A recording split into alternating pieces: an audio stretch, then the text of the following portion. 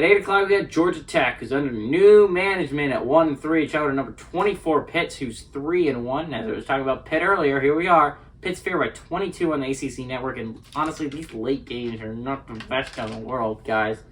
Outside of really the 7:30 NC State Clemson game, it's like, I just think I'll just go to bed at this point. But Jeff Sims for Georgia Tech has gone 70-1-17, threw for 739 yards, 2 touchdowns, 2 interceptions.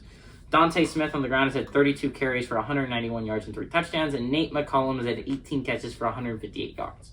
Caden Slovis through the year has gone 50-75, thrown for 692 yards, 2 touchdowns, 1 interception. Israel Abanikanda, oh my god, I still can't pronounce that guy's name. I'm going to have to say it for so long. 83 carries for 479 yards and 6 touchdowns. Jared Wayne has had 13 catches for 265 yards and a touchdown. Pitt's 11-5 against Georgia Tech all time. Last 4 games have gone to Pitt from 2018 to 2021. Last Georgia Tech victory was in 2017. So Georgia Tech fired their head coach Jeff Collins after getting absolutely flambasted against UCF last week. By the way, I was right about that, Bob. My friends were arguing about what Georgia Tech's record was gonna be, and the only game Bob and I disagreed on was whether Georgia Tech was gonna lose the UCF game. He said Georgia Tech wouldn't. I said they would.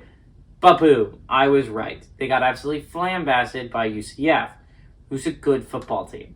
It's like people forget that, but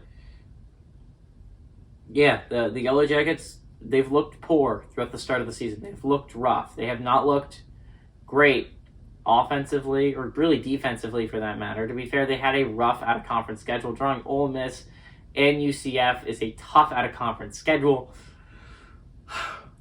But now their in-conference schedule does not get really any easier in this game. We're playing a Pitt team that is still playoff eligible and is one of the few teams in the ACC Coastal.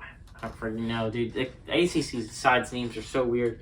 But really, that side of the ACC's really only chance at possibly a playoff candidate. Really, it's them and UNC. I think them, UNC, and Duke are like the only ones still technically speaking alive. And I doubt Duke lives this weekend. But the Yellow Jackets have a chance to end Pitt's hopes here.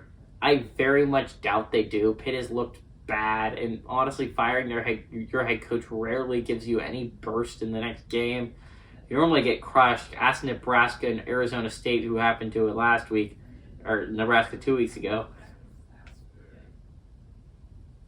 Yeah, Georgia Tech's going to go on the road and just get their butts handed to them at Pitt. Sorry, YJ.